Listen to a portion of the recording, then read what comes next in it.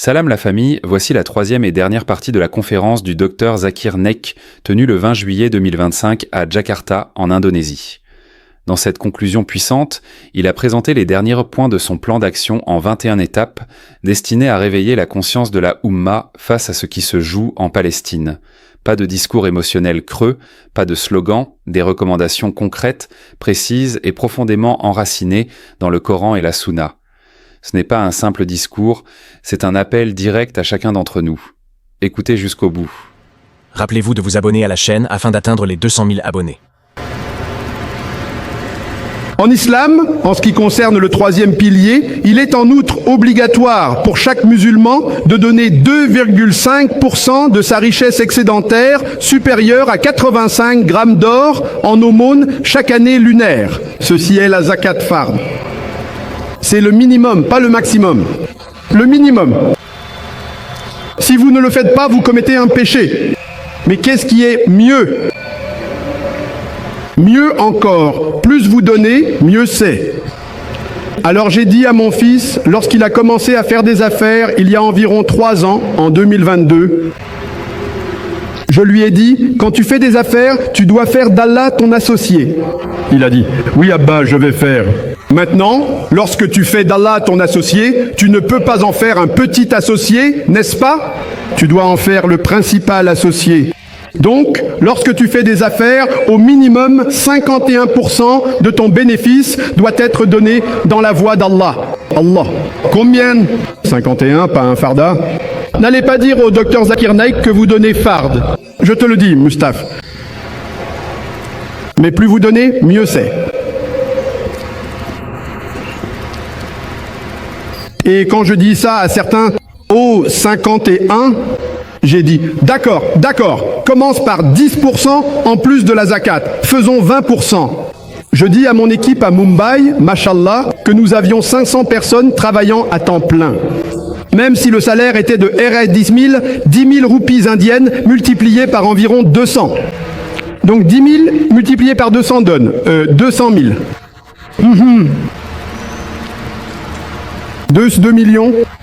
2 millions. Non, ici j'ai peur. Des millions, des milliards, tout. C'est 2 millions. C'est un salaire de 2 millions. En Inde, c'est très bas. Le salaire le plus bas est d'environ 2 millions de roupies indonésiennes. Alors je dis à mon équipe, pour vous, la zakat n'est pas obligatoire parce que vous êtes pauvre, vous n'avez pas 85 grammes d'or, vous recevez 100 d'eau. Mais si vous donnez, vous recevrez une récompense. D'accord, commencez avec 10% de ce que vous voulez. 10%? Oui. Donc à partir d'1 million de roupies, sur 2 millions de roupies, chaque 10% qu'il donne représente 200 000. Maintenant, une fois qu'il commence à donner 200 000 chaque mois en charité, Allah fera passer son salaire de 2 millions à 3 millions. Donc avant, il recevait 2 millions. Quand il a commencé à donner 10%, soit 200 000, maintenant combien lui reste-t-il? 3 millions moins 10%, il lui reste 2,7 millions. C'est bien ça? Donc avant, il avait 2 millions d'économies, maintenant il en a 2,7. Ensuite, maintenant tu fais une charité de 15%. Alors Allah fait passer son salaire de 3 millions à 4 millions. Puis tu fais une charité de 20%, puis 25%, petit à petit. Tout le monde n'a pas cette taqwa pour y aller directement. Mashallah, mon fils a accepté directement 51%. Ceci n'est que mon conseil, ce n'est pas une obligation, farda. Tu sais pourquoi? Ce que je donne est différent. Je suis un vétéran. Je ne te dirai pas combien je donne. Je donne. Je suis un homme d'affaires à temps partiel. À plein temps le jour, à temps partiel. Crois-moi, je gagne peut-être plus que la plupart des musulmans, la majorité. Je travaille moins d'une demi-heure, 1 heure par jour, 2 jours par mois. Une année entière, peut-être 3 semaines. Et je gagne des millions de dollars, pas des millions de roupies, des millions de dollars. La majorité est destinée à la charité. Aucun problème. De combien ai-je besoin pour vivre? Seulement 500 dollars. Moi et ma femme. J'ai besoin de seulement 500 dollars. Environ 2000 ringgit me suffisent. C'est ça. Je suis un homme simple. Mais Allah m'a donné, Allah me donne, je le rends à Allah. Allah me donne plus, je le rends à Allah. Allah me donne plus, je le rends à Allah. Mais nous devons d'abord commencer à donner à Allah. Donc mon conseil, au moins pour les riches, c'est que ceux qui sont pauvres commencent avec 5%, puis augmenter ceux qui sont riches, commencez avec 25%. Veillez à atteindre très vite les 51%.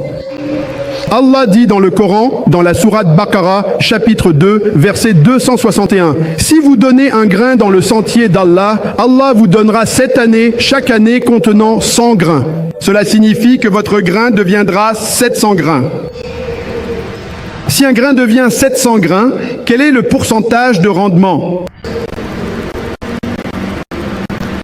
Si vous donnez une roupie, Allah vous donne 700 roupies, quel est le pourcentage de profit ? 700. Quel est le pourcentage de profit ? 5 fois, hein ? Il trichait. C'est mon fils, il connaît la réponse. C'est 700 fois. En pourcentage, c'est 70 000%. Tu as raison, 700 fois, frère. Mais en pourcentage, c'est 70 000%. Si nous gagnons une roupie, nous obtenons un bénéfice de 100%. Si une roupie vous rapporte 700, cela représente un bénéfice de 70 000%. Connais-tu un business où tu obtiens 70 000% de profit ? Allah dit dans le Coran, nous lisons si souvent le Coran, cela signifie que si tu donnes pour la cause de la Palestine, tout ce que tu donnes, Allah te le rendra 700 fois. Combien ? Et Allah ne s'arrête pas là. Allah dit qu'il te donnera bien plus encore. Donc le 9e point, c'est la charité. Si tu peux sacrifier une partie de ce qu'Allah t'a donné, cette richesse, pour que tu puisses dire « Nous ne sommes pas de ceux qui aiment la richesse ». Beaucoup de riches, tu sais, ils donnent. Mais Allah leur a donné des milliards. Ils donnent $1 million. Ils pensent qu'ils iront au paradis. Je suis vraiment désolé. J'en doute. Si Allah t'a donné $1 milliard et que tu donnes 1 million, c'est des cacahuètes. C'est une part de 0,1%.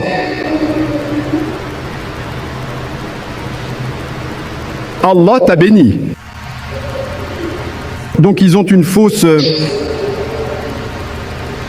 Ils vivent peut-être dans un faux château de verre. Oh, je donne $1 million et Allah t'a donné 1 milliard. Tu donnes 0,1%. Tu devrais avoir honte.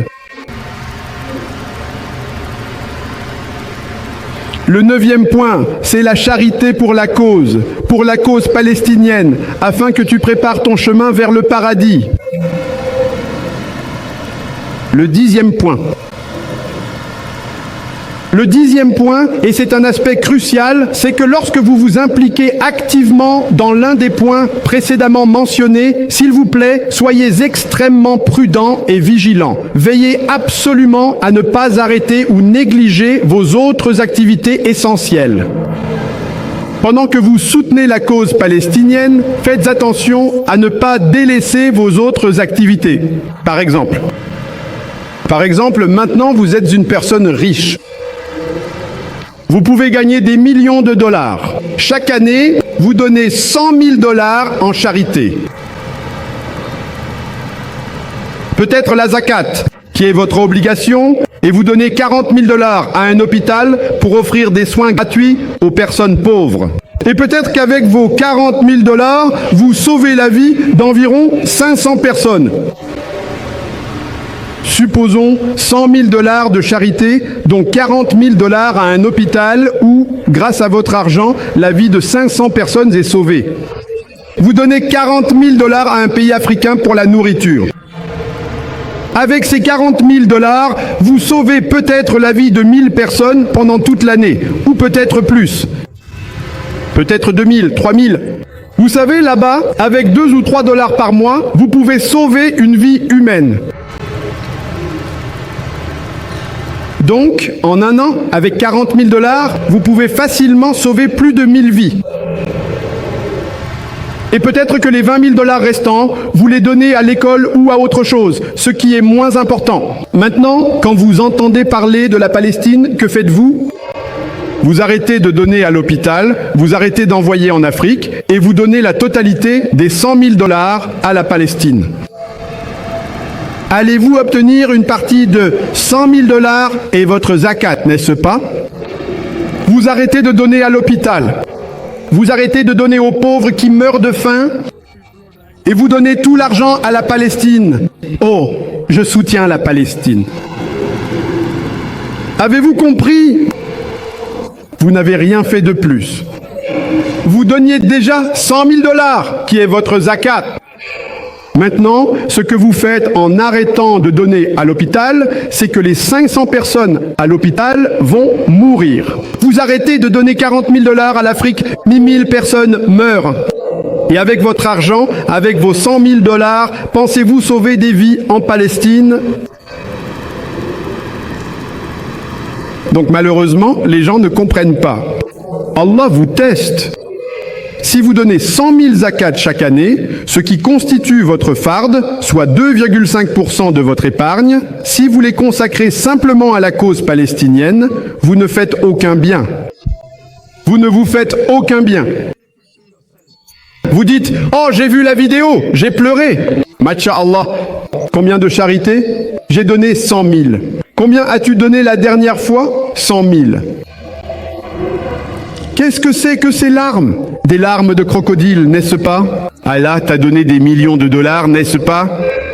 Ce que tu devrais dire, c'est « L'an dernier, j'ai donné 100 000. J'ai continué, j'ai donné 100 000 de plus en plus. » Cela veut dire que tu fais un sacrifice. Tu donnes plus que le minimum requis. Si le minimum est 2,5% de zakat, tu peux donner l'argent de la zakat à la Palestine. C'est parfaitement autorisé. Mais tu ne peux pas. Si tu détournes, tu fais juste ton farage. Juste passer.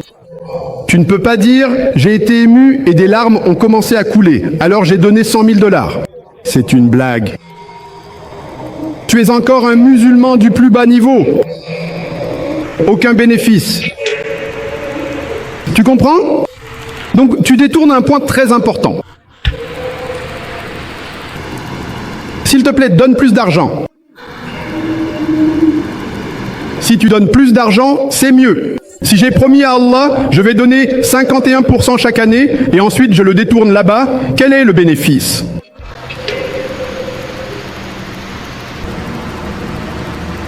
Et il y a une chose de bien à propos de la Malaisie. En Malaisie, l'un des ministres non musulmans m'a calomnié. Il a parlé contre moi. Je l'ai poursuivi en justice. En Malaisie, j'ai obtenu une indemnisation de 1,52 million de ringgit. Combien? 1,52 million de ringgit. C'est 320 000 dollars que j'ai reçus. J'ai reçu 320 000 dollars. Tout ce que j'ai obtenu de cette affaire, je l'ai donné à la Palestine. Mon pourcentage, je continue de le donner. Ceci est en plus. Le pourcentage supplémentaire que je donne, cela continue. Ce n'est pas 51, c'est bien plus. Nous donnons en plus. Si je ne donne pas en plus, quelle différence cela fait-il? J'ai déjà promis à Allah qu'en plus de la zakat, je donnerai un certain pourcentage. Donc, si vous êtes vraiment touché, cela devrait être quelque chose de différent. Donc, si c'est la raison pour laquelle, par exemple, si j'entends parler de la Palestine, je suis quelqu'un qui donne des conférences, je m'adresse à 2 millions de personnes. Imaginez que pendant 1 an et 9 mois, j'arrête toutes mes activités et que je ne parle que de la Palestine, la Palestine, la Palestine. Maintenant, Allah accorde sa hidayah à des centaines et des milliers de non-musulmans. Correct? Si j'arrête tout et que je fais la Palestine, la Palestine, la Palestine, continuez, fais-le. Regardez ce voyage. J'ai donné 7 conférences. Correct? La dernière conférence porte sur la Palestine, la plus puissante. Mais si je donne toutes mes conférences uniquement sur la Palestine, qu'en est-il de la dawa? Allah a fait de moi un spécialiste pour parler aux non-musulmans. Correct? Donc je suis spécialisé, donc s'il y a une cause, on devrait se réunir, d'accord? Laissez tout de côté pendant 2 jours, 5 jours, 6 jours, mais pas pendant 1 an et demi entier. Pour cela, nous avons besoin de personnes spécialisées, ce qui est le point numéro 18. Nous en discuterons plus tard. Donc, lorsque vous vous mobilisez pour une cause, ne vous laissez pas obséder par elle. J'ai un ami Daï, mashallah, très connu. Quoi qu'il arrive, il parle toujours de la Palestine. Allah a fait de toi un Daï, parle de la Palestine, pas de problème. Mais à chaque fois, seulement ça. Et certains disent, oh, tu fais un walima? Qu'est-ce que c'est? Les gens en Palestine meurent de faim. Quel rapport entre le walima et les gens qui meurent en Palestine? Le walima est aussi une sunna, n'est-ce pas? Alors ne va pas dans l'excès. Allah dit, là, ne commettez pas d'excès dans votre religion. Cela veut dire que j'aime la Palestine. Je veux mourir pour cette cause. Mais nous devons réaliser ce dans quoi Allah t'a fait spécialiste. Pendant un certain temps, nous pouvons tous tout laisser de côté et faire... Imaginez quand Macron a insulté le prophète. D'accord, j'ai laissé mes affaires et pendant quelques jours, je menais une campagne. Quelques jours, 5, 6 jours. Mais imaginez toute une année. Donc on laisse tout et on ne s'implique que dans cela. Ce n'est pas la hikma. Cela veut dire, oh, c'est très facile d'égarer les musulmans. Il suffit d'insulter le prophète et tout le monde s'implique. Ils arrêtent leur dawa, leur charité. Ils viennent ici. Bien, bien. Alors tout le monde commencera à insulter le prophète chaque semaine. Vous comprenez? Donc nous ne devrions pas être stupides. Oui, c'est l'appel de la Oumma. Tous se rassemblent, mais ne laissez pas tout tomber en continu. Continuez vos activités normales. Ceci étant plus, cela ne veut pas dire que si tu fais des invocations pour la Palestine, tu ne fais pas pour ta famille. Fais aussi des invocations pour ta famille, mon frère. Non, je fais pour la Palestine, je suis prêt à faire 2 minutes de dua. Donc si je fais des invocations pour la Palestine, je ne ferai pas d'invocation pour mon fils. Faux, tu comprends? Tu ne peux pas dire que tu fais des invocations pour la Palestine. D'accord, fais-le. Mais fais en plus de ce que tu fais déjà. D'accord, pour un certain temps, je comprends. Toute la Oumma musulmane devrait se rassembler pendant quelques jours, 2 jours, 5 jours, 10 jours ou 1 jour par mois. 2 jours par mois, pas de problème, mais pas tout le temps. Cela veut dire que quoi que ce soit, si tu ne fais rien, d'accord, alors fais-le à plein temps. Si tu ne fais aucune activité pour Allah et que tu te consacres entièrement à la Palestine, très bien. Mais si tu fais déjà une activité pour Allah, veille à ce que ta bonne action ne diminue pas à cause de la Palestine. Allah est en train de te tester. Tu dois continuer ta prière, continuer ton hajj. Oh, je n'irai pas au hajj. Si c'est une obligation, tu dois aller au hajj. Donc, le point numéro 10 est que lorsque tu agis pour la cause de la Palestine, veille à ce que tu sacrifies de toi-même, sans détourner tes efforts d'ici à là-bas. D'accord, très bien. Si d'habitude tu fais 2 heures de dawa, pour la Palestine, tu sors et tu en fais 4 heures. Très bien. Mais si tu arrêtes ces 2 heures et que tu fais 4 heures de dawa, tu auras une récompense pour 4 heures au lieu de 2. Fais cela quelques jours, puis reviens à ta routine. Ces gens-là n'auraient pas dû nous éloigner de notre activité principale. Tu comprends? Imaginez. Oh, la télévision de la paix. Ok, arrête. Il touche 200 millions de personnes. J'utilise Peace TV pour transmettre le message de la Palestine. Ça va maintenant se passer en direct. Des millions de personnes regardent. Mais si je dis que je vais arrêter les dépenses de Peace TV et la donner à la Palestine, est-ce que c'est hikma? Je devrais sacrifier sur mes autres luxes et donner pas sur mon activité habituelle, pas sur ma bonne action régulière. Alors soyez très prudents. Bien souvent, certaines personnes deviennent obsédées. Alors ne devenez pas obsédés. Ne commettez pas d'excès. Certains de mes amis daïs à plein temps, tout est sur votre Facebook. Pourquoi est-ce que je mentionne cela? Mentionnez la Palestine. Je dois continuer mon dawa auprès des non-musulmans. Je dois continuer mon islam auprès de mes frères musulmans.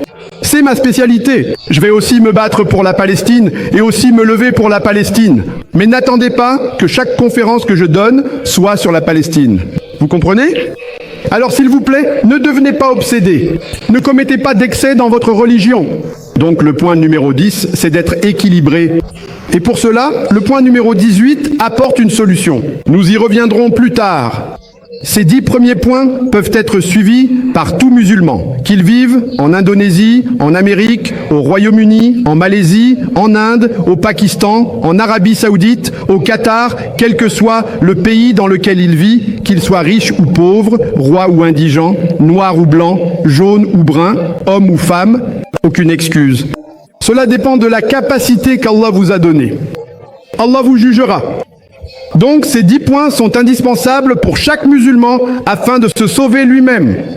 Les 11 points restants ne concernent que les musulmans à qui Allah a accordé plus de bienfaits, plus de particularités. Mais ces 10 premiers points, quelqu'un ici peut-il me dire qu'il ne peut pas accomplir l'un de ces 10 points? Parmi les milliers de personnes ici, quelqu'un peut-il me dire qu'il ne peut pas accomplir l'un de ces 10 points? Non. Vous faites un don important, si ce n'est pas 1 milliard de roupies, 1 million. Si ce n'est pas 1 milliard, 100 000. Si ce n'est pas 100 000, 1000 roupies. Si ce n'est pas 1000, 100. Selon la capacité qu'Allah vous a donnée. Vous ne pouvez pas dire que vous ne pouvez pas faire de dons. N'est-ce pas vrai?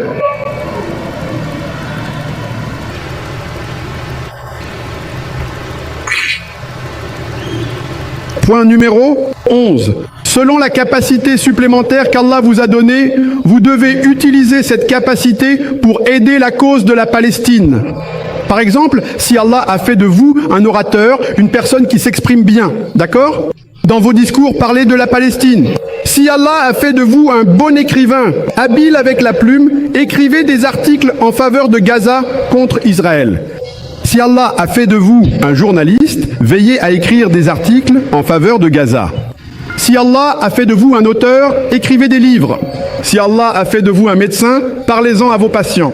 Parce que pour les patients, après Dieu, il y a le médecin, n'est-ce pas? Généralement, après Allah, c'est le médecin. Donc si Allah a fait de vous un médecin, parlez-en à vos patients.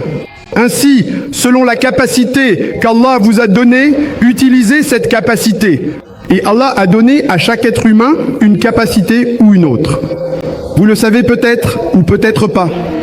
Vous pouvez le savoir ou ne pas le savoir. Si vous découvrez cette capacité, vous excellez dans ce domaine. Si vous ne la découvrez pas, elle reste cachée. Allah a donné à certaines personnes une bonne mémoire, à d'autres une belle voix, à d'autres de bonnes compétences. Certains sont doués en mathématiques, d'autres en sciences. Quelle que soit la capacité qu'Allah vous a donnée, vous devez l'utiliser dans ce domaine. Peut-être qu'Allah a fait de vous un politicien avec des partisans. Allah a fait de vous un gouverneur, Allah a fait de vous un premier ministre. D'accord? Utilisez votre poste pour répandre la vérité. Point numéro 11, point numéro 12. Veillez à ce que, si vous possédez un média ou si vous connaissez un ami qui possède un média, que ce soit un journal, un magazine, une chaîne de télévision par satellite, ou si vous connaissez une personne très influente sur les réseaux sociaux, ou si c'est vous-même, utilisez-le pour diffuser davantage le message. Les médias sont très importants. Si vous possédez un média, utilisez ce média pour diffuser davantage le message concernant les atrocités et le génocide commis contre le peuple de Gaza. Si vous n'en possédez pas, mais que votre ami en possède un, convainquez-le d'utiliser sa station de radio, sa chaîne satellite, son journal, son magazine pour diffuser le message. Point numéro 13. Nous devrions avoir une équipe d'avocats internationaux. Nous devrions avoir une organisation spécialisée dans le dépôt de plaintes contre les atrocités commises à l'encontre des musulmans. Que ce soit si quelqu'un a écrit, a insulté le prophète ou a commis un blasphème ou a attaqué Gaza. Si nous avons des avocats internationaux, nous pouvons présenter notre cause. Que vous gagnez ou non est secondaire. Une fois que vous engagez une procédure, les gens en entendent parler. Très souvent, lorsque vous engagez une procédure, vous ne gagnerez pas. Mais vous le faites tout de même pour sensibiliser. Donc, lorsque nous avons une équipe internationale d'avocats, nous pouvons demander aux meilleurs avocats musulmans, de travailler pro bono. Pro bono signifie gratuitement. Ainsi, nous pouvons avoir une organisation avec des avocats seniors à plein temps, mais qui sont en contact avec des avocats de haut niveau, musulmans, qui ont accepté de travailler pro bono ou peut-être à un tarif réduit. 50% de réduction, 75% de réduction. Et je me souviens que lorsque le gouvernement britannique, lorsque Theresa May, alors ministre de l'Intérieur, m'a exclu, m'a empêché de venir au Royaume-Uni, c'était illogique. Alors, un de mes fans, un grand homme d'affaires, un milliardaire, a dit « Nous allons engager une procédure ». J'ai dit « C'est très cher ». Pas de problème. Mes avocats m'ont dit que ce qu'elle a fait est anticonstitutionnel. Vous avez 99% de chances de gagner l'affaire. Mon ami, mon fan, était milliardaire. Il a dit « Zakir Baye, nous allons perdre l'affaire, mais nous allons la mener ». C'est un homme d'affaires. Il a dit « Je sais que tu te bats contre le gouvernement. Nous ne gagnerons pas même si tu as raison. Mais nous allons leur montrer. Nous avons dépensé 1 million de livres sterling. » Combien? 1 million de livres sterling pour l'affaire. Au début, nous avons gagné. Finalement, nous avons perdu. Nous avons perdu l'affaire, mais nous avons gagné la bataille. Nous avons perdu l'affaire qui m'empêchait d'entrer au Royaume-Uni, mais ma chaîne Peace TV a été sécurisée parce qu'elle diffusait au Royaume-Uni. Maintenant, ils savent que cette personne va se battre en justice. Il a mené l'affaire devant la cour d'appel. Nous avons gagné. Du côté difficile, nous avons perdu, parce que, vous savez, se battre contre le gouvernement. Donc, mon homme d'affaires avait raison. Mais nous sommes passés en direct à l'université d'Oxford. Nous avons engagé le meilleur publiciste, Charles Faha, le meilleur publiciste, et nous avons dépensé 1 million de livres. Je n'ai pas dépensé, c'est mon fan. Pourquoi dépenser? Non, nous sommes allés à la Cour suprême. Ensuite, nous sommes allés à la Cour européenne. Maintenant, il y a des organisations d'avocats aujourd'hui. Récemment, il y a quelques mois à peine, cette organisation du nom de CAGE au Royaume-Uni a déposé une plainte devant un tribunal britannique en disant « Comment se fait-il que le gouvernement britannique ait interdit ?» Ceci est en vigueur, le Hamas. Je ne veux pas citer le nom, mais ils ont dit « Pourquoi l'avez-vous interdit ?» Le président de CAGE m'a dit « Dr Nike, nous allons certainement perdre, mais nous allons créer une prise de conscience. » Sachant qu'ils vont perdre, ils défient le gouvernement britannique. Comment avez-vous pu qualifier le Hamas d'organisation terroriste? Nous voulons le retirer de la liste. Donc, lorsqu'ils intentent le procès, ils présentent tous les arguments, ils peuvent perdre. Mais tout est publié sur les réseaux sociaux. Organisations spécialisées. Ainsi, il existe des organisations composées de batteries d'avocats au Koweït, dans certains pays du Golfe, au Royaume-Uni. Nous devrions avoir des groupes spécialisés d'avocats. Les meilleurs avocats pourraient travailler pro bono. Ayez 3 ou 4 avocats à temps plein. Nous devrions avoir un tel groupe dans chaque ville musulmane. Nous devrions en avoir à Jakarta. Nous devrions en avoir à Bandung. Nous devrions en avoir à Surabaya. Si un non-musulman insulte le prophète ou fait une activité contre l'islam, déposez une plainte. Et déposer une plainte à la police est facile. Déposez une plainte à la police. Faites-en une prise de conscience. Ces personnes sont spécialisées. Toi et moi, nous ne sommes pas spécialisés. Nous ne savons peut-être pas comment déposer une plainte à la police, ni comment monter un dossier. C'est autre chose, car je me suis spécialisé maintenant, mais je ne suis pas avocat. Mais comme je parle souvent avec des avocats, nous devrions avoir une organisation spécialisée composée d'avocats musulmans internationaux. Maintenant, s'ils commettent un génocide, nous savons que l'ONU ne fait rien. Au moins, déposer une plainte à la Cour internationale de justice. Que nous gagnions ou non, cela permet de sensibiliser. C'était le point numéro 13. Point. Nous devrions créer un WAQF. Nous devrions créer un WAQF pour la Palestine. Tout le monde ne peut pas le faire. Mais si tu connais une personne riche, convainc-la. D'accord, pourquoi n'avons-nous pas de WAQF? Qu'est-ce qu'un WAQF? C'est une dotation. La différence entre la charité directe et le WAQF, c'est que la charité directe que vous donnez, supposons que vous donniez pour une aide médicale ou pour de la nourriture, tout votre argent est utilisé pour cela. Peut-être qu'un petit pourcentage sert à l'administration. Mais dans le WAQF, tout votre argent va dans une certaine entité, une certaine entreprise ou une certaine propriété qui génère des revenus. Donc l'argent que vous donnez sert à acheter une propriété ou est investi dans une entreprise. Tous les revenus provenant de cette propriété, du loyer ou de l'entreprise, cet argent est donné en charité pour la cause. Donc, si nous avons un WAQF uniquement pour la Palestine, et il y a de nombreux WAQF, beaucoup dont je suis au courant, beaucoup.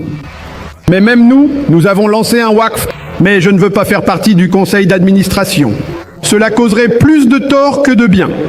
Faites un WAQF. Si vous ne pouvez pas le faire, demandez à un ami qui en a les moyens ou réunissez 3 ou 4 grands chefs d'entreprise. Faites un don et créez un WAQF uniquement pour la Palestine. Vous pouvez ajouter une clause uniquement pour l'éducation, le médical ou la nourriture. Donc tout l'argent que vous collectez, vous l'investissez. Les retours sont considérés comme sawab et jaria. Point numéro 15. À partir de maintenant, cela devient plus politique. Le point numéro 15 est que le gouvernement de votre pays devrait convoquer l'ambassadeur du pays qui commet des atrocités. convoquez-le et donnez-lui une leçon. Si vous avez une ambassade d'un pays, comme au moment où le président Macron de la France a parlé contre le prophète, Masha'Allah, de nombreux pays musulmans ont convoqué leur ambassadeur. Venez, y compris la Malaisie, y compris le Pakistan. Venez, venez, dites ceci. Nous ne sommes pas d'accord avec votre président. Transmettez-lui le message directement en lui remettant un avertissement disant que nous ne sommes pas d'accord avec cela. Un avertissement par le ministre des Affaires étrangères. Maintenant, si cela vient d'un pays, c'est plus de pression qu'une simple manifestation. Lors de la manifestation, ce que vous faites, c'est que vous remettez une lettre à l'ambassade du pays. Quand vous protestez contre un pays, contre Israël, contre l'Amérique, d'accord? Après la manifestation, vous remettez une lettre à l'ambassadeur, d'accord? Cela a de la valeur. Mais si le ministre des Affaires étrangères de votre pays appelle l'ambassadeur du pays qui commet des atrocités ou appelle l'ambassadeur des États-Unis, vous donnez des milliards de dollars pour soutenir Israël afin qu'il tue des dizaines de milliers de musulmans en Palestine. Nous ne sommes pas d'accord avec cela. Point numéro 15. Le point numéro 16 est que si cela ne fonctionne pas, vous avancez d'un pas. Vous avez interdit le commerce. Boycott commercial. Vous savez, vous voyez très souvent Donald Trump dire « boycott, sanctions, sanctions ». Partout, il veut imposer des sanctions. Il nous traite comme de l'écume. Vous savez, l'écume, le prophète a parlé d'écume, c'est comme le football. Et il a dit « oui monsieur, nous le faisons. Je vous donnerai la solution plus tard ». Nous, en tant que pays, boycottons donc l'ensemble du commerce national. Et imaginez si nous boycottons le commerce. Les musulmans, Allah nous a donné l'or noir, le pétrole. La majorité du pétrole exporté, Allah l'a donné aux pays musulmans. Pétrole, principaux pays musulmans, Arabie Saoudite, Abu Dhabi, Koweït, Malaisie, Nigeria. Ensuite le gaz, le Qatar. L'huile qui est la propre, l'huile de palme, Indonésie. 90% de l'huile de palme mondiale appartient à deux pays, l'Indonésie et la Malaisie. Huile de palme exportée, 82%. La Malaisie et l'Indonésie réunies, l'Indonésie détient 45% des exportations mondiales, la Malaisie 36%. 81%, 82% contrôlés uniquement par deux pays, l'Inde et le Pakistan. Et le pays qui importe le plus, c'est quel pays? L'Inde? Si nous faisons un boycott commercial, alors que toute l'économie tourne autour du pétrole. Vous savez, le roi Faisal avait dit à l'époque, lorsque les États-Unis essayaient de lui mettre la pression, « Nous sommes des Bédouins, nous venons du désert, nous pouvons retourner dans le désert. » Que se passera-t-il si nous arrêtons de vous fournir du pétrole? Allah nous a donné l'or noir, mais l'utilisons-nous vraiment? Boycott commercial, Allah a donné le contrôle du pétrole aux pays musulmans. C'est donc très important. Le point numéro 17 est de rompre toutes les relations diplomatiques. Cela signifie non seulement un boycott commercial, mais aussi que nous ne voulons pas de votre ambassade dans le pays. Et cela, alhamdoulilah, a été fait dans une large mesure par la plupart des pays musulmans contre Israël. Ainsi, l'ambassade d'Israël n'existe que dans très peu de pays musulmans. Dans la plupart des pays musulmans, elle n'existait pas, mais malheureusement, cela a commencé maintenant. Auparavant, il n'y avait que 2 ou 3 pays musulmans. Maintenant, je pense qu'il y en a peut-être plus. Pourtant, plus de 50% des pays musulmans n'ont pas encore d'ambassade israélienne. Donc si nous arrêtons toute relation diplomatique, cela signifie plus de commerce, plus de relations, plus rien. Vous avez banni. Savez-vous qu'en Malaisie, un Israélien ne peut pas entrer en Malaisie avec un passeport israélien? Tu sais ça? Même l'Indonésie, pareil. Machallah. Très bien. L'Indonésie est proche, alhamdoulilah. Je n'ai pas vérifié, mais si c'est là, c'est très bien. En fait, ce n'est pas la même chose. Mali, ils peuvent y aller. Ah, tu vois? Partiellement. En Malaisie, si vous êtes israélien, oui. Si vous êtes israélien et que vous avez un passeport américain, oui, vous pouvez venir. Mais avec un passeport israélien, pas d'entrée. Alors j'ai dit, vous devez donc veiller à informer le gouvernement qu'il ne les autorise pas non plus à venir à Bali, Inch'Allah. Vrai ou faux? Bali, ils viennent pour profiter. Cela rompt donc toutes les relations diplomatiques. Désolé? Et je ne sais pas. Cela dit, monsieur le Major, seuls 2 ou 3 pays l'ont fait. Maintenant, peut-être 7 ou 8 pays l'ont fait. Donc rien de bien. Non, la plupart des pays musulmans, sur 57 pays à majorité musulmane, seulement 2 ou 3 l'avaient avant. Au cours des dernières années, 3, 4 ont commencé. Alors maintenant, je n'ai pas fait le calcul, peut-être 7, 8, mais plus des 2/3 des pays musulmans n'en ont pas encore. Encore. Mais une chose est de ne pas faire preuve de diplomatie et une autre est de parler avec audace. Or, parmi ce que j'ai appris, parmi tous les chefs d'État des 57 pays, je ne connais aucun chef d'État meilleur qu'Anwar Ibrahim. Pas parce que je reste en Malaisie, pas parce que je le connais. Il a le courage de nous appeler. Il est allé à l'ONU et a soutenu le peuple de Gaza. Il est allé en Allemagne lorsque la Cour internationale de justice a adopté une loi. Il a dit « Pourquoi ne l'appliquez-vous pas ?» Ils étaient d'accord. « Si Netanyahou vient en Allemagne, nous l'arrêterons. » Au moins, ils l'ont dit. Qu'il le fasse ou non, je ne sais pas. Donc, au minimum, il faut utiliser sa position pour dire la vérité. La plupart des politiciens ont peur. Si je dis la vérité, peut-être que je perdrai mon siège. Peut-être qu'ils utiliseront quelque chose, un coup d'État contre moi. Si je parle contre l'oncle Sam, on m'emportera. Ils ne comprennent pas qu'ils devraient se soucier davantage de leur place au paradis que de leur siège dans ce monde. C'est le même Wahan. Malheureusement, le Wahan. Ils aiment plus les richesses de ce monde et ils craignent la mort. Il y a quelques dirigeants musulmans de certains pays, je ne veux pas les nommer maintenant, sinon ils vont... Vous savez, la moitié du pays me connaît. Oh, pourquoi n'as-tu pas cité mon nom? Donc je ne donne pas de nom. Mais le plus malheureux, c'est que la plupart d'entre eux, la plupart des pays musulmans, sont contrôlés par des pays non musulmans. Pas tous, mais la plupart. La Malaisie n'en fait pas partie. L'Indonésie n'en fait pas partie, mashallah. Indirectement, un petit peu. Mais la plupart des autres pays musulmans, je n'ai pas besoin de les nommer. Je n'ai pas besoin de les nommer. Ils sont contrôlés par des pays non musulmans. Les politiques qui sont appliquées, elles sont décidées ailleurs, en Amérique. Nous en sommes au point numéro 18. Nous avons terminé le 17, point numéro 18. Le point numéro 18 est que nous devrions, comme je l'ai dit au point numéro 10, ne pas commettre d'excès. Le point numéro 18 est que nous devrions avoir des organisations de lutte contre l'incendie, une organisation spécialisée pour ce genre de situation. Que quiconque attaque l'islam, que ce soit dans les médias, insulte le prophète ou attaque un pays, ces organisations spécialisées doivent être actives dans cette situation. Par exemple, lorsque nous organisions des conférences en Inde, mashallah, nous avions la plus grande conférence du monde en anglais, où nous avions 4000 volontaires hommes et 1000 volontaires femmes, soit 5000 volontaires. Rien que les volontaires étaient au nombre de 5000. Et le nombre de personnes sur les 10 jours atteignait 1 million. Nous avions donc plus de 40 comités. Comité d'accueil, comité des intervenants, comité de la scène, comité des toilettes, comité de l'eau, comité des places assises, 40 comités différents, donc plus de 40. 40 responsables sous lesquels il y avait des adjoints et tout cela était organisé. Nous en avions un que nous appelions le comité de lutte contre l'incendie, c'est-à-dire le comité d'urgence. Nous avons un responsable distinct, mais les personnes sous ses ordres sont les chefs des différents comités.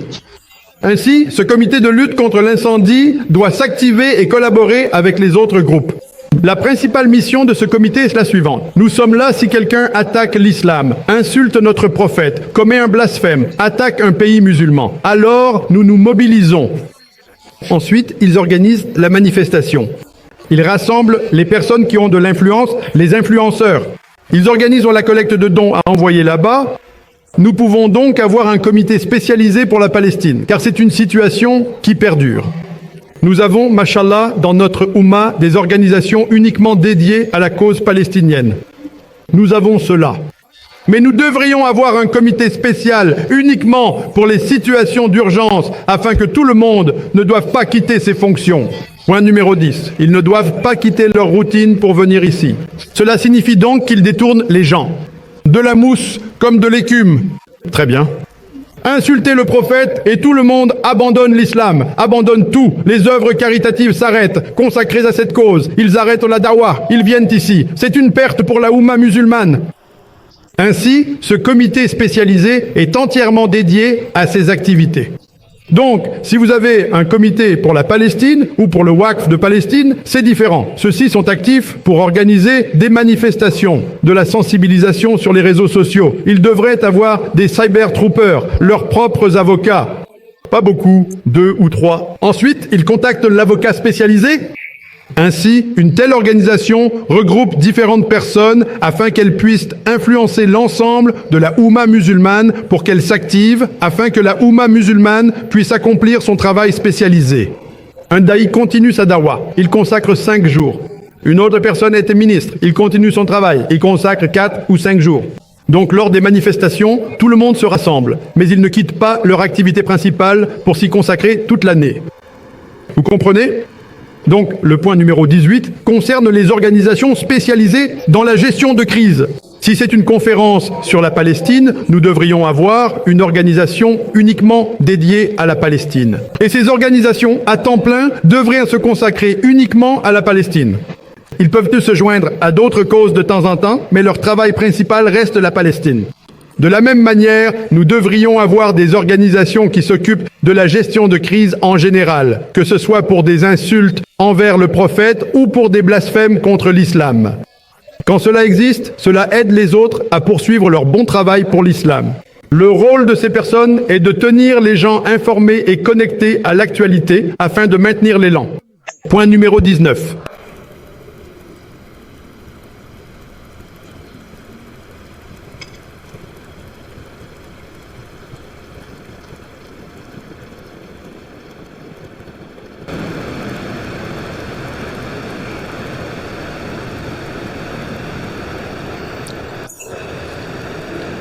Point numéro 19. Nous devrions avoir dans tous les pays à majorité musulmane une organisation, ce que nous avons déjà, mais malheureusement, elle n'est pas efficace. Malheureusement, à cause de la politique interne, les pays sont davantage préoccupés par le fait d'avoir le dessus dans cette organisation. Ils recherchent davantage leur propre intérêt que celui d'Allah et de son messager pour la cause. Soit nous réformons cette organisation, soit nous en créons une nouvelle qui soit uniquement pour la cause d'Allah. Comme prophète Muhammad sallallahu alayhi wa sallam l'a dit, il est mentionné dans Sahih Muslim, dans Sunan An-Nasa'i, hadith numéro 5008-5009, qu'une personne n'est pas un vrai croyant à moins qu'elle n'aime le prophète plus que son père, plus que ses enfants, plus que l'ensemble de l'humanité. Sahih Bukhari, volume numéro 1, hadith numéro 15. Et le hadith suivant, Sahih Bukhari, volume numéro, hadith numéro 16, dit qu'une personne ne sentira pas le parfum du paradis tant qu'elle n'aura pas accompli 3 choses. Il doit aimer Allah et son messager plus que son père, ses enfants et l'ensemble de l'humanité. À moins qu'un musulman n'aime un autre musulman pour l'amour d'Allah et que l'autre musulman n'aime aussi l'autre musulman pour l'amour d'Allah. Et troisièmement, il ne doit pas souhaiter retourner à la mécréance, à l'athéisme. S'il ne fait pas ces 3 choses, il ne sentira pas le parfum du paradis. Donc, malheureusement, il existe des organisations qui regroupent les 57 pays musulmans comme membres, mais travaillent-elles pour le bien d'Allah et de son messager? Non. Alors portez-vous bien. Inch'Allah, nous serons une force plus puissante. Venez au 20e point. Aujourd'hui, nous savons que nous avons quelque chose qui s'appelle l'OTAN. Savez-vous ce qu'est l'OTAN? Mashallah. Organisation du traité de l'Atlantique Nord. L'OTAN. L'OTAN compte 32 pays membres. 32 pays membres de l'OTAN, 2 d'Amérique du Nord, les États-Unis et le Canada, et 30 d'Europe. Elle a été créée après la Seconde Guerre mondiale. Elle a été créée le 4 avril 1949. Au départ, il s'agissait de 2 pays, les États-Unis et le Royaume-Uni, avant l'OTAN. Ensuite, ils se sont impliqués et l'article numéro 5 stipule qu'il s'agit d'une alliance militaire intergouvernementale. L'OTAN est une alliance militaire intergouvernementale de 32 pays. L'article 5 de l'OTAN stipule que si l'un de ces 32 pays est attaqué, si l'un des pays membres est attaqué, c'est comme si tous les pays étaient attaqués. Cela signifie que, à l'origine, cela servait à contrer la Russie après la Seconde Guerre mondiale. Mais après 1991, lorsque l'Union soviétique s'est dissoute, cet objectif n'existait plus. La première fois qu'ils ont utilisé l'OTAN, c'était quand? Après le 11 septembre. Après le 11 septembre, pour envoyer des troupes en Afghanistan. Officiellement, la première fois qu'ils ont utilisé l'article 5, toutes les forces de l'OTAN. Savez-vous quelle est la dépense de l'OTAN? 1474 billions de dollars par an. Cela signifie que la défense de l'ensemble de ces 32 pays réunis, et il est mentionné dans la charte qu'au minimum 2% de votre PIB doit être consacré à la défense. Sur ce montant, environ les 2/3, soit 1 000 milliards de dollars, proviennent uniquement de l'Amérique. En réalité, c'est 967 milliards de dollars, soit environ 1 000 milliards de dollars. Et le reste, 507 milliards de dollars, provient de l'ensemble des 31 autres pays. À elle seule, l'Amérique représente les 2/3 du budget. 1,474 billions de dollars pour l'OTAN. Donc si vous attaquez un pays, c'est comme si vous aviez attaqué tous les pays. Maintenant, cela est principalement utilisé contre les pays musulmans. Après le 11 septembre, d'accord, l'Afghanistan. Ils ont attaqué l'Afghanistan. Machallah, nos frères, ils ont créé les talibans, selon Hillary Clinton. Les États-Unis ont dépensé des milliards de dollars pour entraîner les talibans contre la Russie. À cette époque, on les appelait Moudjahid. Machallah, Moudjahid. Donc, les pays musulmans donnent des fatwas. Moudjahid, très bien. Après avoir vaincu la Russie, l'Amérique a voulu prendre le pouvoir. Alors, les talibans ont dit « Oh, eh bien, vous êtes un étranger, vous ne pouvez pas venir ici. » Donc, quand ils ont attaqué l'Amérique, on les appelle maintenant des terroristes. Auparavant, combattants de la liberté. Très bien. Ils les ont financés et entraînés. Qui a créé les talibans? C'est l'Amérique qui les a créés. Ils les ont financés, entraînés, leur ont donné de l'argent, tout. Et ils ont vaincu la Russie, machallah. Ensuite, ils ont voulu prendre le pouvoir. Les talibans ont dit « Au revoir, nous vous avons aidé à défendre, mais vous ne pouvez pas diriger notre pays. » Ils n'ont pas accepté. Donc, quand ils n'ont pas permis à l'Amérique de prendre le contrôle du pays, maintenant, on les appelle des terroristes. Pendant 20 ans, ils ont essayé, ils n'ont pas réussi.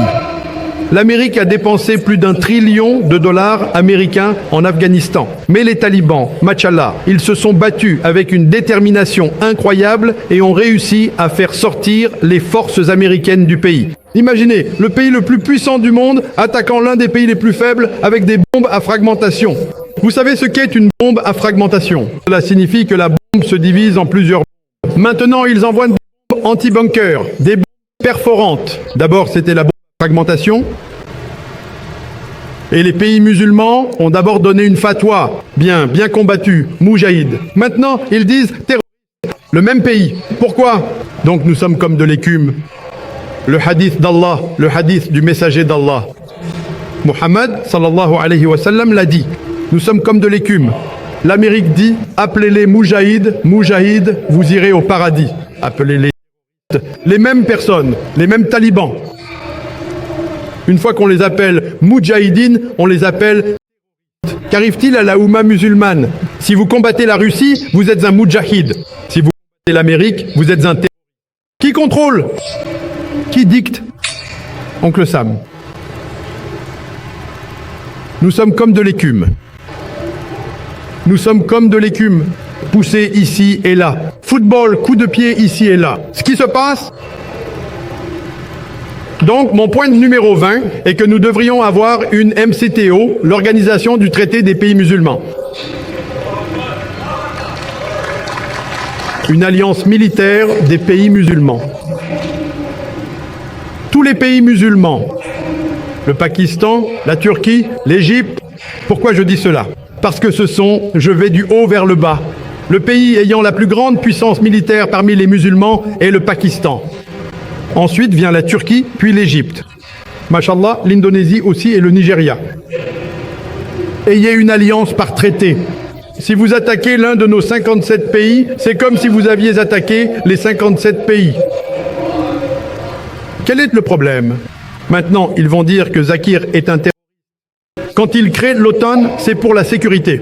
Quand Zakir donne une suggestion aux musulmans, d'accord, interdiction. Maintenant, interdisez le docteur Zakir Naik. Je suis déjà interdit dans de nombreux pays. Je veux seulement, vous savez, je suis interdit dans... Je n'en veux qu'un seul. Je veux seulement un visa pour Janatul Azhar.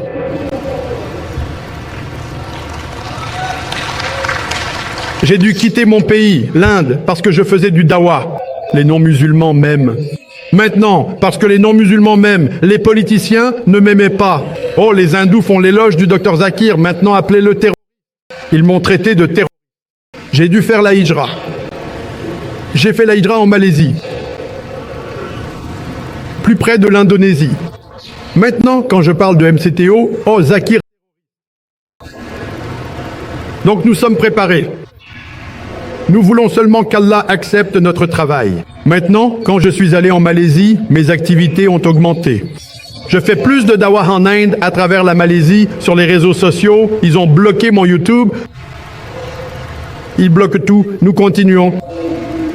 Nous devons continuer notre mission. Allah m'a donné plus d'accès à différents chefs d'État de pays musulmans. Je fais la dawah à ma façon. Nous les rencontrons, nous transmettons le message. Donc si nous avons la METO, une organisation militaire intergouvernementale de pays musulmans, 57 pays musulmans, ils y réfléchiront à 10 fois. 10 fois. Les pays musulmans offrent leur territoire comme base pour attaquer d'autres pays musulmans. L'OTAN a attaqué l'Afghanistan. Après l'Afghanistan, la Libye. Après la Libye, l'Irak. Des armes de destruction massive. Je ne suis pas un fan de Saddam Hussein, mais il n'y avait pas d'armes de destruction massive. C'est juste que Saddam Hussein avait une bonne puissance militaire. Et tous ces gens ne voulaient pas qu'il contrôle le pétrole. Kadhafi, ce n'était pas un bon musulman pratiquant, mais l'attaquer était une erreur. Saddam Hussein et tous les pays musulmans le regardaient. Si tu regardes, demain, ils t'attaqueront aussi. Alors, ils utilisent ces bases, l'OTAN. Rien qu'en Afghanistan, sur 32 pays, au moins 5 pays y ont envoyé leur armée. Pauvre Afghanistan, en 20 ans, ils n'ont pas pu les déloger.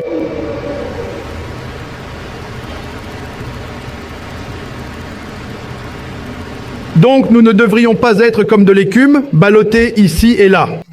Nous devrions rester fermes sur le Coran et la Sunna. Allah dit dans le Coran, dans la sourate Al-Imran, chapitre 3, verset 103, « Tenez fermement la corde d'Allah et ne soyez pas divisés. » Notre constitution, c'est le Coran. N'écoutez pas ce que le docteur Zakir Naik raconte comme bêtises. Suivez au moins le Coran. Suivez les hadiths. Que la constitution de cette organisation, qui regroupe tous les musulmans, le point 15 et le point numéro 20, soit une organisation militaire basée sur la constitution du Coran. Aucun problème. Quelqu'un peut-il être meilleur qu'Allah et son messager? Enfin, ces incidents qui se produisent aujourd'hui, les insultes envers le prophète, n'avaient pas lieu à l'époque où nous avions le califat. Je veux donner l'exemple du dernier calife actif, Abdul Hamid II de l'Empire ottoman. Le dernier actif signifie qu'il était l'avant-avant-dernier. Il était le 34e calife de l'Empire ottoman. Ottoman, prononciation anglaise, arabe. De l'Empire ottoman, il était le 34e calife. Dernier actif, mais il y en a eu 2 autres, Mohamed V et Mohamed VI, mais ils n'ont rien fait. Donc son règne a duré de 1876 à 1909. Il a régné pendant 33 ans. Pendant qu'il régnait, vous savez, l'Empire ottoman était très faible à cette époque. Même s'ils étaient faibles vers la fin du 19e siècle, il a lu dans un journal français qu'à Paris, il montait une satire, une pièce contre le prophète Mohammed, paix soit sur lui, intitulée Mohammed, dans laquelle il diffamait le prophète et portait des accusations contre lui. Dès qu'Abdul Hamid II, le sultan Abdul Hamid II, le 34e calife ottoman, l'a appris, il a dit à son ambassade à Paris, l'ambassade ottomane, « Allez dire là-bas que nous avons entendu dire que vous préparez une satire contre le prophète. Cela doit cesser immédiatement. » Et à cette époque, bien sûr, ils étaient très puissants. Les Britanniques régnaient, ils dominaient l'Inde. Ils régnaient sur un tiers du monde. Les Français régnaient aussi. Pourtant, même si nous étions faibles, nous étions le califat. Donc, lorsque l'objection est arrivée et qu'il a dit « Je veux que cela cesse immédiatement », la France a immédiatement dissous ce groupe, allant même jusqu'à les exiler du pays. Maintenant, ces personnes se rendent au Royaume-Uni et, après quelques années, ils veulent présenter la même pièce au Royaume-Uni. Alors, lorsque Abdul Hamid II, le sultan Abdul Hamid II, l'apprend, il écrit une lettre supplémentaire aux autorités britanniques. Alors, que répondent les autorités britanniques ? Le Royaume-Uni n'est pas comme la France, c'est-à-dire, eh bien, nous n'arrêterons pas, nous laisserons la pièce se jouer. Alors, Abdul Hamid II écrit une deuxième lettre. Vous ne connaissez pas mes ancêtres, mes aïeux, ils ont donné leur vie pour la cause d'Allah. Je suis prêt à faire de même. Si vous n'arrêtez pas, j'informerai toute la Oumma musulmane de ce que vous faites et vous devrez en assumer les conséquences. Immédiatement, le Royaume-Uni a annulé cette pièce. Aujourd'hui, il y a les caricatures danoises. Macron affichant des images du prophète sur les bâtiments. Pourquoi ?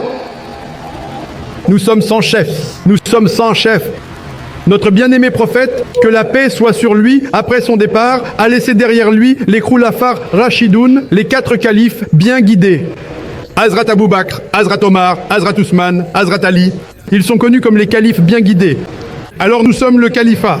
Au fil du temps, la Oumma a commencé à s'éloigner du Coran et de la Sunna. À tel point qu'en octobre 1923, le dernier califat se trouvait en Turquie, le califat ottoman. Le dernier calife a été destitué et le califat est devenu complètement caduc. Ensuite, pour la forme, ils ont choisi un parent, Mohamed V, puis Mohamed VI s'en va, le 35e, le 36e. Ils prennent Abdul Messid, son neveu, juste pour le nom, sans aucun pouvoir. Et Atatürk instaure la nouvelle constitution. Ensuite, ils craignaient que cela ne renaisse à nouveau. D'autres pays voulaient que le califat soit rétabli. En Inde, Mahatma Gandhi a soutenu le mouvement du califat. L'un des mouvements les plus fervents était en Inde, parce que l'Inde était gouvernée par les Britanniques. Ainsi, en 1924, le mouvement du califat a commencé à Bombay. Et Gangadhar Tilak, ainsi que de nombreux politiciens du Congrès, ont soutenu les musulmans contre le Royaume-Uni. Maintenant, comment allez-vous abolir le khilafat ? Officiellement, en mai 1924, il a été aboli. 101 ans à partir de maintenant. Cela fait 101 ans que le khilafat a été aboli. Il existe des hadiths de notre bien-aimé prophète, sallallahu alayhi wa sallam, selon lesquels, incha'Allah, avant la fin du monde, le khilafat sera rétabli. Allah dit dans le Coran à pas moins de 3 endroits différents. Dans la sourate At-Tawbah, chapitre 9, verset 33. Sourate Al-Fat, chapitre 48, verset 28. Et sourate As-Saf, chapitre 61, verset 9. C'est lui qui a envoyé son messager avec la guidée et la religion de la vérité, afin qu'elle triomphe sur toute autre religion. Allah a envoyé son messager avec la guidée et la religion de la vérité, afin qu'elle prévale sur toutes les autres religions, que ce soit le christianisme, le judaïsme, l'hindouisme, le bouddhisme, le socialisme, l'athéisme, le modernisme. L'islam est destiné à surpasser toutes les autres, toutes, les dominer toutes. Et Allah conclut à un endroit, et Allah suffit comme témoin. Allah suffit comme témoin. Et à 2 endroits ici, au Zulkarnain, peu importe combien les polythéistes détestent cela. Allah n'a pas besoin de toi ni de moi, les déchets que nous sommes, pour faire triompher sa religion. Allah dit qu'il fera triompher la religion. Et il y a des hadiths qui disent qu'Inch'Allah, les musulmans gouverneront le monde pendant 7 ans. Nous avons les signes du Qiyamah, les signes de la fin du monde, des signes mineurs et des signes majeurs. Sur mon Facebook, si tu regardes, la plupart des signes mineurs sont déjà apparus. Le signe majeur viendra. C'est un sujet différent. N'entrons pas là-dedans. Mais après cela, Inch'Allah, il y a des hadiths authentiques qui disent que les musulmans gouverneront le monde dans la paix pendant environ 7 ans. Et ensuite, un vent doux viendra, tous les musulmans seront endormis, puis le Qiyamah arrivera. Donc Allah a promis dans le Coran que cette religion prévaudra. Allah n'a pas besoin de toi ni de moi, les déchets que nous sommes. Allah nous donne l'opportunité de faire du foin pendant que le soleil brille. Allah a promis. Alors quand nous avons Allah avec nous, pourquoi devrions-nous avoir peur d'une autre personne ? Tout arrive. Oh, vous savez, ils ont de l'argent, ils ont du pouvoir, ils ont ça. Nous avons Allah avec nous. De quoi as-tu peur ? N'aimez pas la richesse de ce monde. N'ayez pas peur de la mort. Si les gens savaient quelle est la récompense dans l'Akhira, vous n'auriez jamais peur de la mort. Vous diriez, d'accord, si je meurs tôt, tant mieux, j'irai au paradis en premier. Alors s'il vous plaît, ne faites pas partie de ces musulmans qui ont l'amour de la dunya et la peur de la mort. Alors, Inch'Allah, je prie pour que le merveilleux public de Jakarta et les millions de personnes qui regardent en Indonésie et partout dans le monde, nous nous en tenions aux 21 points pour la Oumma musulmane, pour notre propre bénéfice, pas pour le bénéfice de Gaza. Eux, ils iront au paradis. Allah nous met à l'épreuve. Que faisons-nous? Que faisons-nous alors qu'Allah nous a donné tant de bienfaits? Allah nous met à l'épreuve. Je veux qu'au moins les personnes qui écoutent ce discours se réveillent de leur sommeil. Nous apprenons des habitants de Gaza à quel point ils sont forts, malgré toutes les difficultés, toutes les atrocités, toute la richesse perdue, les maisons détruites. Pourtant, ils louent Allah. Nous avons toute la richesse avec nous. Nous avons de belles maisons, nous avons des véhicules, nous avons des vêtements, nous avons de la nourriture à manger. Eux, ils meurent de faim. Ne devrions-nous pas louer Allah bien plus qu'eux? Allah nous met à l'épreuve. Je vous demande de bien faire attention, surtout aux 10 premiers points, mais aussi aux 11 autres points restants, et de veiller, Inch'Allah, à ce que nous réussissions dans cette vie. Cette vie est une épreuve pour l'au-delà. Je voudrais terminer ce discours avec le même verset que j'ai commencé de la sourate Imran, chapitre numéro 3, verset numéro 54, où Allah dit « Ils ont comploté et ont comploté. Allah aussi a comploté. Allah est le meilleur des comploteurs. » Wa akhir dawana alhamdulillahi rabbil alamin. Masha'Allah.